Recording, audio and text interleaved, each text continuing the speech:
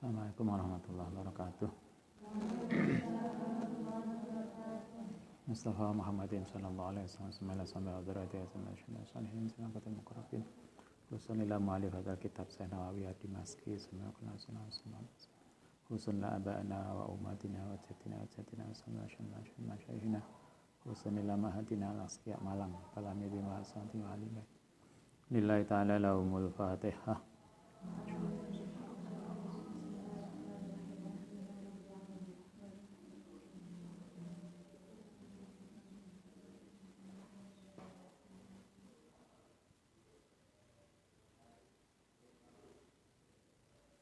Bismillahirrahmanirrahim.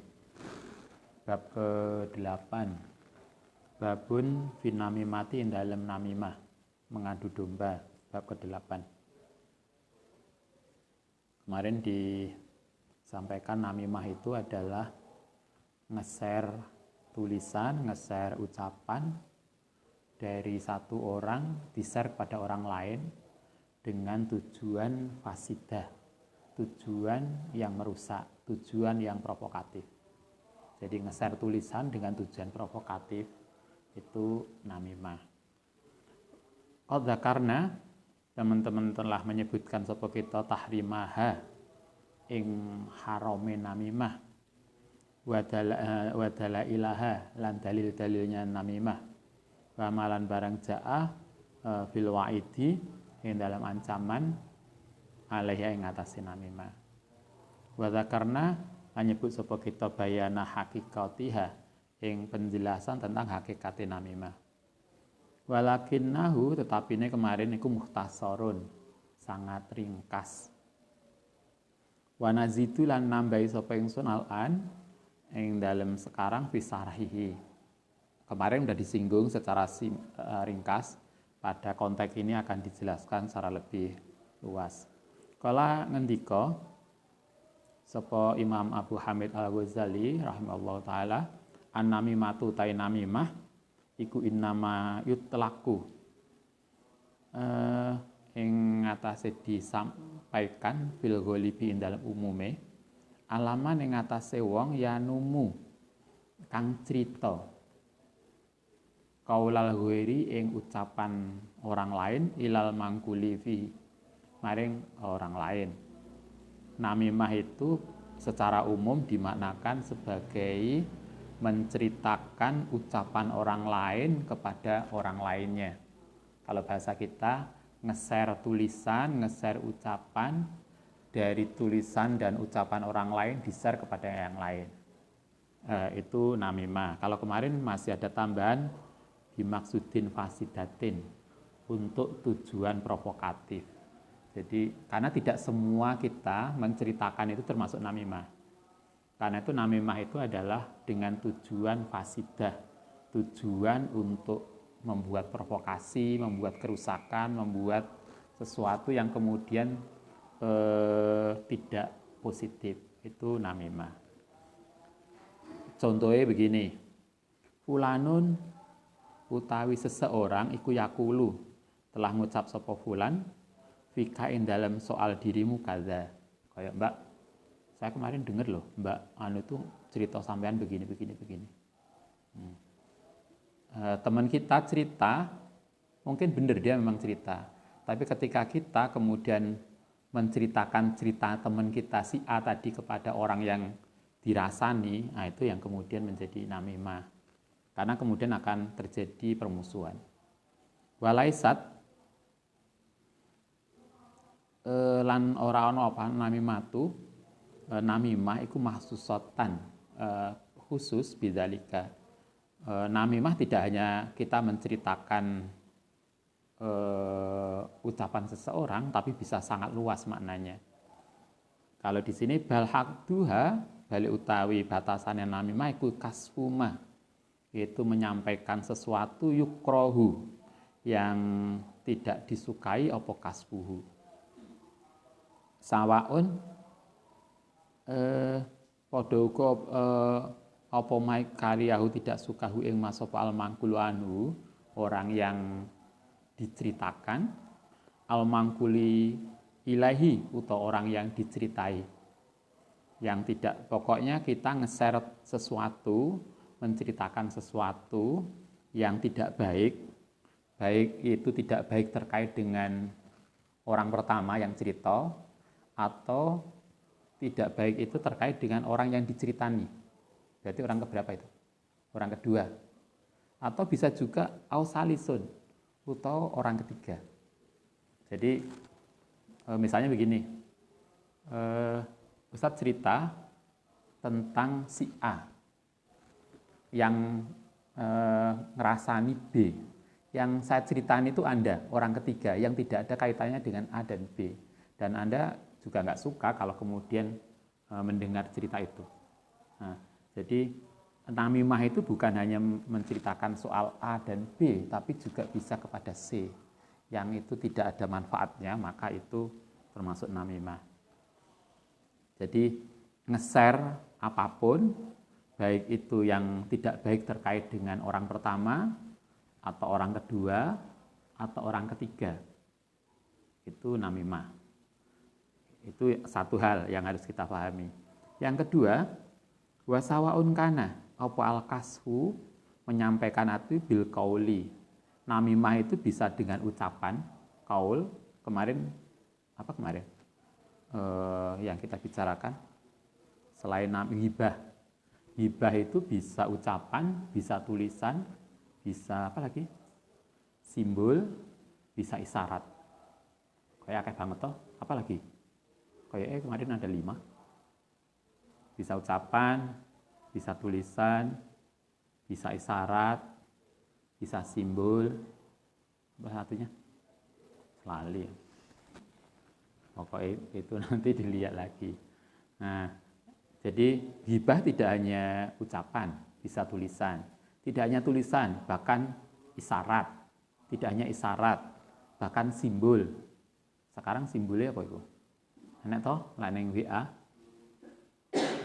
simbol wong nangis atau opo.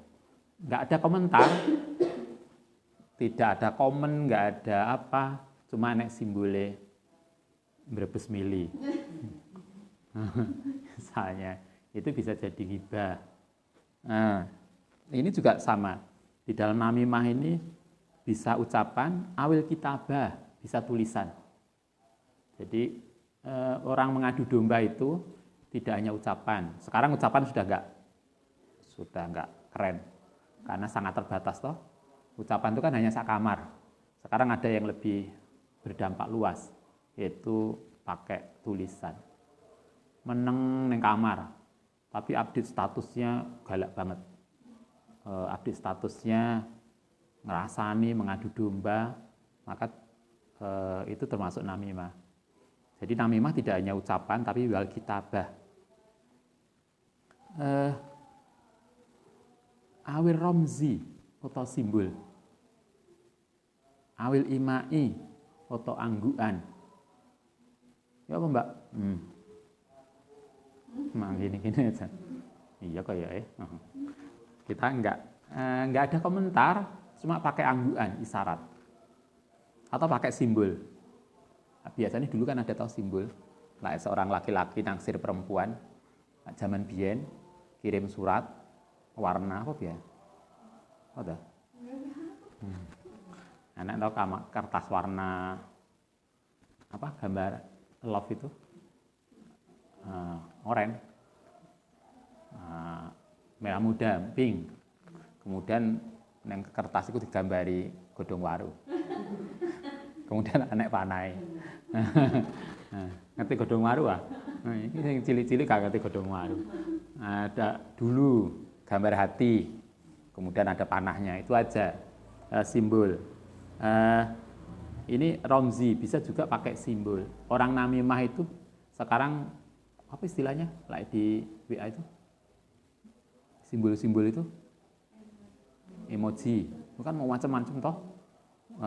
Itu bisa jadi kita tidak komen, kita tidak ada tulisan, statement nggak ada, komen nggak ada, tapi pakai simbol. Itu bisa jadi namimah. Karena simbol itu kan kemudian bisa dipahami oleh yang membaca simbol. Maksudnya apa? Karena itu romzi, ima, angguan, Itu juga bisa.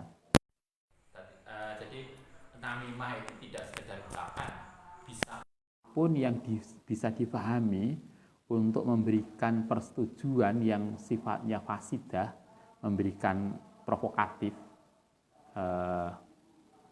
Gambare enek apa?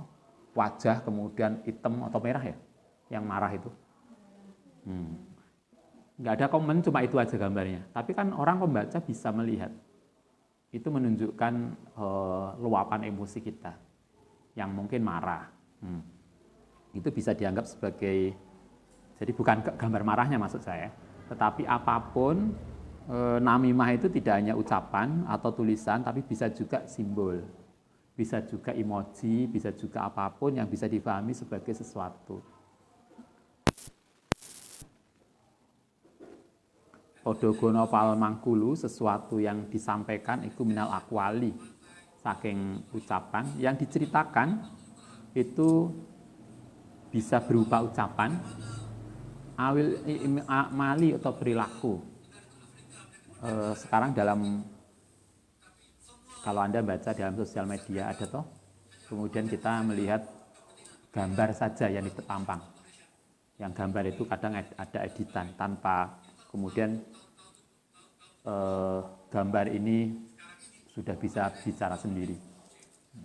Yang itu isinya adalah namimah, maka itu bisa jadi namimah. Jadi namimah itu bisa mengeser ucapan, bisa juga ngeser atau perbuatan. Wasawaun kana podogo ono apa kana apa sesuatu yang disampaikan itu aiban, terkait dengan sesuatu yang bersifat aib, cacat awerahu. Wa hakikatu namimati utawi hakikatnya namimah iku ifsa usirri, yaitu membuka, menyebarkan rahasia, wahat kusitri, dan membuka tabir, ama saking barang yukrohu, yang tidak disukai opo kasfuhu, ngesernya. Namimah itu artinya adalah kita ngeser sesuatu yang tidak etis untuk dibuka. Itu bisa jadi namimah. Sehingga kalau sekarang ada toh orang-orang yang sakit, orang-orang yang wafat, yang kemudian kita mungkin niatnya nge-share informasi berita duka, tapi ketika yang di-share itu wajah orang yang meninggal, itu kan nggak etis. Nge-share segala sesuatu yang tidak pantas untuk di-share, itu bisa dianggap sebagai namimah. Karena itulah kita sejak awal Ustadz mengingatkan, marilah kita belajar, tidak semua hal itu bisa di-share, tidak semua hal itu bisa diceritakan, sehingga benar-benar yang kita share itu memang layak untuk disampaikan, tidak semua hal. Bayam bagi lan sayukyalil insani kedue manusa apa ayaskuta ento diem sapa man angkul lima saking segala sesuatu ro'ahu yang melihat sapa man hu ing ma min ahwalin nasi saking perilakune seseorang. Karena itu kemudian di sini disampaikan karena cerita kita, share kita di sosial media itu bisa mudah untuk jatuh pada namimah, maka hendaknya kita tidak mudah untuk menceritakan perilaku orang lain. Jadi kalau ada melihat sesuatu ya diem aja deh. Sekarang mulai ada gerakan tidak menceritakan berita duka COVID. Karena ternyata berita duka COVID itu meresahkan masyarakat. Delok banyak yang mati, banyak yang wafat, banyak angka kematian meningkat. Rupanya masyarakat kita makin galau. Karena itulah beberapa wilayah sekarang muncul gerakan tidak nge-share. Data itu tetap ada untuk orang yang punya kepentingan, karena itu penting untuk pengambilan kebijakan dan seterusnya. Tapi data itu tidak perlu di-share. Bahwa kita harus prokes, bahwa kita harus tetap menjaga kesehatan, itu dia. Tetapi kemudian jangan sampai kemudian ditambahi dengan beban informasi yang nggak perlu. Sekarang kan begitu. Karena itu kemudian di sini dikatakan hendaknya kita tidak mudah untuk nge-share apapun yang kita lihat. Ilama kecuali sesuatu fihi kayatihi yang dalam menceritakan faidatun ono faidah. Kecuali kalau kita nge-share itu ada manfaatnya. Karena itulah marilah kita belajar apapun yang kita share itu dipastikan ada manfaatnya. Jangan mudah nge-share sesuatu yang nggak penting. Kadang kita update status itu hanya ketawa aja. Ngotos. Update status. Terus apa? Kadang di grup apa? WA. Itu sehari Ustaz itu ada grup opo ya. Sehari itu bisa 1000. Alhamdulillah kemarin kepencet gak sengaja keluar. Mari alhamdulillah. Loh, karena iki opo ae. Kadang kan akhirnya yang penting justru kita nggak kebaca. Gitu kan? Nah, karena itu di Mbah Nawawi coba sejak dulu beliau mengingatkan kita jangan mudah nge-share sesuatu yang nggak penting. Jadi kalau melihat sesuatu, melihat peristiwa, melihat fenomena, diem aja lah, nggak perlu apapun di-share, apapun di ini, kecuali memang sesuatu itu ada manfaatnya. Kalau kemudian ada manfaatnya, ya itu memang penting untuk kita bagi. Tapi yang enggak, ya enggak. Jadi di sini ada dua. Kita itu boleh nge-share, boleh cerita, boleh berbagi. Itu syaratnya dua. Satu adalah faidatun lil muslimin, yaitu memberikan manfaat kepada orang Islam. Satu. Kalau tidak memberi manfaat, dafu maksiatin, atau menolak maksiat. Kalau ada manfaat itu, memberikan manfaat kepada orang lain, atau untuk menolak keburukan, kemaksiatan, maka silakan kita bisa share informasi tadi. Faidah ro'ahu, mongko lamun ningali sapa manhu ing ma yufi malanasi ing harta awak dhewe man fadzakarahu kemudian menyebutkan hu ing man fahuwa iku namimatun.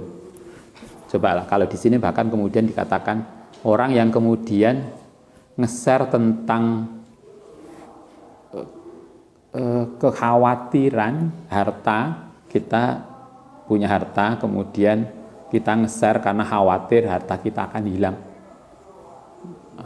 Maka itu bisa kemudian menjadi namimah. Artinya kita diajari sekali lagi, marilah kita belajar untuk tidak mudah nge-share sesuatu kepada orang lain di sosial media. Kita berusaha untuk puasa. Puasa itu kan menjaga diri toh. Kita puasa itu hakikatnya adalah menjaga diri. Kita belajar puasa, belajar tidak mudah untuk ngomong. Kita belajar puasa untuk tidak mudah nge-share sesuatu. Pastikan dua hal kalau kita harus nge-share. Satu, memberikan faedah, dan yang kedua adalah untuk menolak kemaksiatan. Kalau memenuhi dua persyaratan tadi silakan. Kala ngendika sapa Imam Nawawi, wa kuluman utai setiap orang humilat yang ditanggung ilahi maing man apa namimatun, atau maksudnya orang-orang yang kemudian dipancing untuk diajak namimah atau dipancing untuk melakukan namimah, wakilalahu kala ngendika fika ing dalam dirimu sapa fulanun kada, misalnya kita dipancing, Mbak, sama dirasani Mbak iku loh tadi. Kadang mungkin gitu toh. Kita dipancing untuk ngasih respon. Biasanya coba Anda bisa lihat wartawan atau enek wong api-api dipancing. Terus sampean gak ngerti ya? Sama ini nih. Akhirnya kan banyak toh, tidak sedikit artis itu ruwet keluarganya karena antara satu dengan yang lain dipancing oleh pertanyaan-pertanyaan yang nggak perlu. Kemudian kita kepancing itu. Di sini dikatakan, bagaimana kalau kita kemudian dipancing untuk melakukan namimah? Bagaimana kalau kita dipancing untuk diadu domba. Kalau Anda jadi tokoh, kadang kan ada orang, Ustaz, itu loh ada kemarin yang gak tahu rasa-rasa apa. Kalau kita diajari dulu almarhum Bapak itu, jangan mudah komentar tentang sesuatu yang kita nggak jelas sendiri. Komentar kita diajari untuk husnudzon aja. Ini bios bene. Mari toh. Karena kalau kita kepancing, maka kemudian ucapan kita itu kemudian di-share dengan kadang molak-malik. Akhirnya kita yang nggak paham melakukan statement yang nggak jelas, sementara yang di sana yang kita komentari, yang asalnya nggak tahu akhirnya juga mendengar ucapan kita. Atau sebaliknya. Karena itu di sini dikatakan kalau ada orang kemudian dipancing untuk melakukan namimah atau dipancing dengan namimah, apa yang harus kita lakukan? Lazimahu mongko wajib hu ing man apa sitatu umurin. Maka ada 6 hal yang kita bisa lakukan. Ini paling nggak kita bisa belajar. Kalau kita kemudian dipancing untuk memberikan komentar terhadap sesuatu yang kita nggak pahami, sehingga nanti bisa melahirkan permusuhan, ada 6 hal yang kita bisa lakukan. Yang pertama, alla yusaddiqahu, tidak membenarkan informasi tadi. Mbak, sampean di kemarin di rasani mbak itu begini. Maka pertama kali kita katakan dia tidak mungkin melakukan itu. Jadi kita tidak akan membenarkan informasi tadi. Sehingga dengan demikian kita tetap terjaga. Kenapa kita ala yusaddiqahu li'anna namam? Karena permusuhan namimah iku fasikun, perilaku fasik. Wa iku mardudul khobari, yaitu berita yang harus ditolak. Karena itu kalau pertama yang harus kita lakukan adalah yakinkan pada diri kita, pada hati kita bahwa informasi tadi tidak benar. Oke, itu satu. Jadi kita harus punya mindset dulu. Informasi yang disampaikan tidak pernah kita akan betulkan. Informasi apapun yang masuk pada diri kita yang disampaikan sangat mungkin itu adalah namimah. Karena itu pertama yang harus kita lakukan adalah tidak membenarkan informasi buruk tadi. Itu satu. Yang kedua, yang kedua iku ayan hahu, ayan to mencegahu engman andalika saking tadi annamam tadi wayan sohahu lan menasihati. Kalau kita pertama sudah menilai berita tadi jelas tidak benar. Maka kemudian yang kedua yang perlu kita lakukan adalah kita ngomongi yang gue berita tadi. Mbak, Saman kok ngomong gitu ngapain? Bener, Saman dengar sendiri tah? Sehingga kita menasihati dia. Kalau Saman nggak dengar sendiri, nggak usah ngomong gitulah, nanti jadi masalah. Jadi akhirnya kita nggak kepancing, tapi justru mengkoreksi orang yang berita tadi. Jadi kan kita kadang kepancing dia, karena itulah kemudian kita diajarkan di sini. Setelah kita punya mindset untuk tidak membenarkan informasi tadi, yang kedua adalah mengkoreksi orang yang menyampaikan tadi, agar dia hati-hati untuk menyampaikan berita tadi. Itu kedua. Yang ketiga, wa ayyub hidahu, lanyento tidak suka, membenci sapa manhu ing ma fillahi taala ing dalem Allah taala. Fa innahu krana sedene kalaku ya baidun, benci indallahi taala satene perilaku namimah tapi iku ya baidun, sesuatu yang tidak disukai indallahi taala di sisi Allah taala. Wal bu'du utai membenci fillahi taala ing dalem Allah taala iku wajibun, wajib. Oke, yang ketiga adalah kalaupun kemudian kita memastikan bahwa berita itu ternyata benar, maka kita diajarkan untuk yang kita tidak suka adalah perilakunya, bukan orangnya. Jadi kita diajarkan untuk berpikir lebih profesional. Jadi kalau ada orang berbuat salah, yang kita benci itu perilakunya, bukan orangnya. Sehingga kalau dia berhenti dari perilaku itu, kita nggak problem. Kita itu kan sering tidak begitu. Yang sering terjadi di kita itu, kita membenci orangnya, bukan membenci perilakunya. Sehingga ketika orang itu berbuat baik, kita tetap tidak suka dia, karena dia sudah salah di mata kita. Nah, kita diajarkan nggak begitu. Yang kita benci itu bukan orangnya, tapi perilakunya. Sehingga kita diajarkan kalau kemudian itu benar-benar terjadi bahwa orang tadi melakukan namimah, mengadu domba, maka yang harus kita koreksi adalah perilakunya, bukan orangnya. Nah, kita yang tidak menyukai tadi itu benar-benar bukan karena nafsu, tetapi kita tidak suka pada perilaku karena niat tulus Allah Ta'ala. Jadi sehingga kalau dia berubah, ya kita sudah berubah. Kalau dia sudah berubah menjadi baik, ya kalau orang biyen mbah-mbah kita masih ingat kita nakal banget. Begitu kita selesai berbuat nakal, selesai ya selesai. Mbah kita kan kemudian selesai, nggak kemudian apa namanya bahasa kita dendam ya. Terus kelewat sih yang kemarin ya. Padahal kan perilakunya selesai. Nah, kita tidak diajarkan begitu. Kita diajarkan yang harus kita sesalkan itu perilakunya. Sehingga kalau perilakunya selesai ya kita selesai. Dan kita membenci perilaku tadi karena tulus, karena Allah Ta'ala, Allah melarang itu. Sehingga bukan tidak ada dendam. Nah, kayaknya kita harus belajar itu.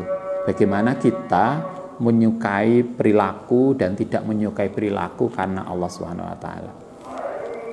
Itu yang ketiga. Yang keempat, Arabiuta yang keempat iku alayadzunna.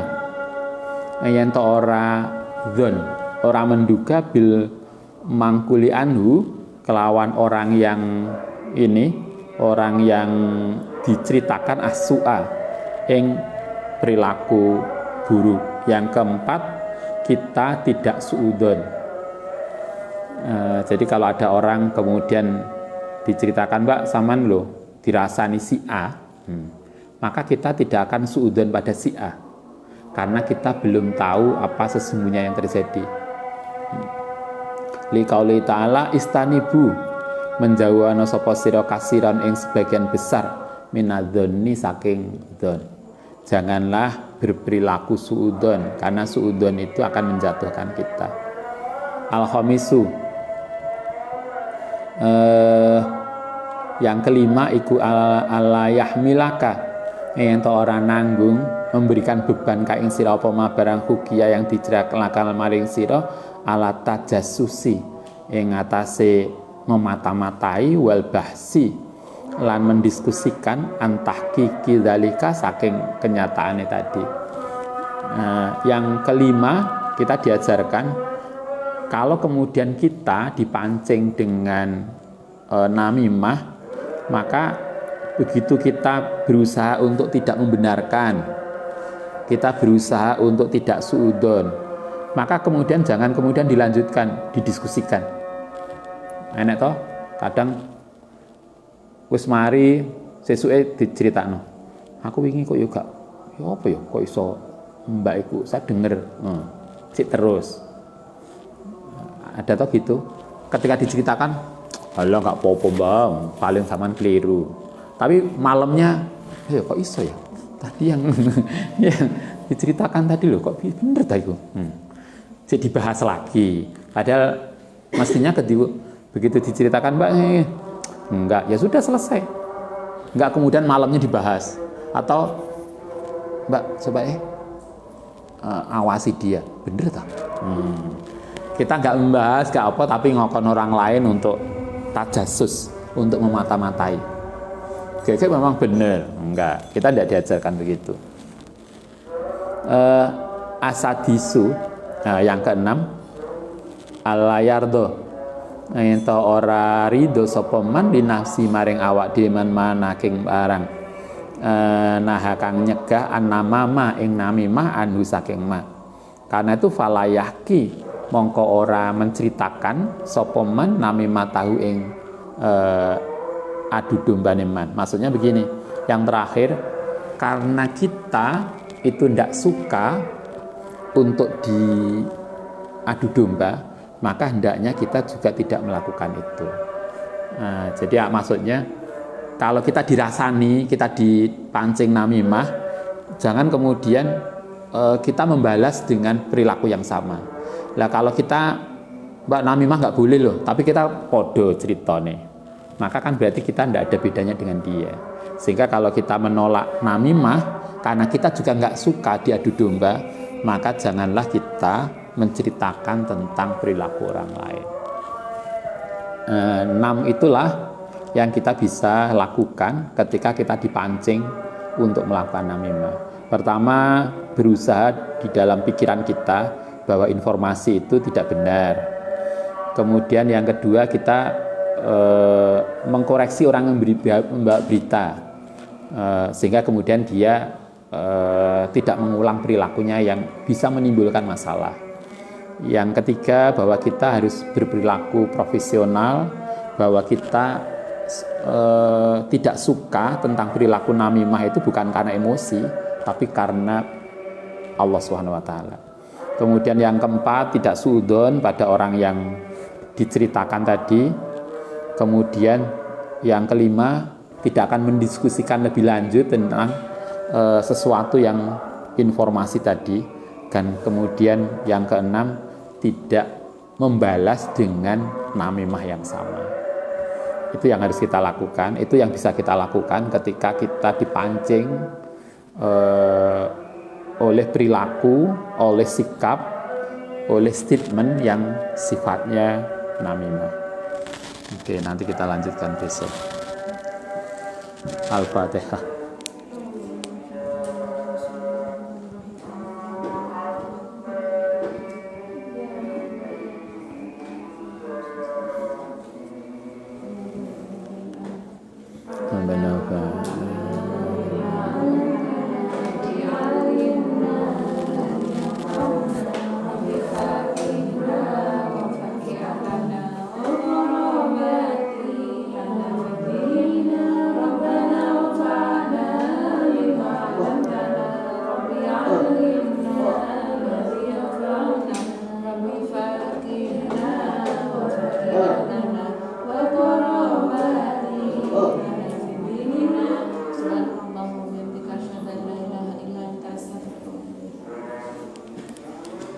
Assalamualaikum warahmatullahi wabarakatuh.